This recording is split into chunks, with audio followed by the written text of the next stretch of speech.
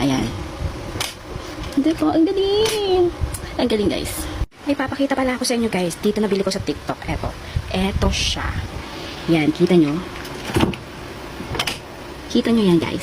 Automatic siyang didikit dito once na na-push mo na siya. Hindi mo na siya kailangang itulak ng ganun. Kasi luma na tong ref namin, guys. At nangungupahan lang kami. Hindi ako pwede bumili ng gamit. Kaya nung nakita ko to sa TikTok shop, wala siya gaano reviews. Pero sinubukan ko pa rin. Wala namang masama eh.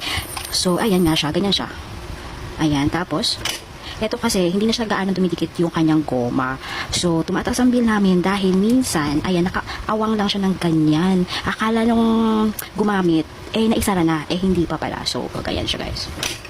O, diba? Worth it to para sa akin, ha? Worth it siya. Bilhin.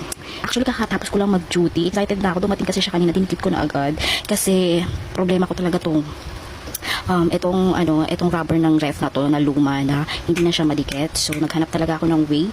May maraming klaseng ganito, pero ito yung nakita kong parang durable and sure ako, basta in-imagine ko lang na tingin ko swak siya. So, ayun nga, hindi naman ako nagsisi. Ayan. Hindi po, ang galing.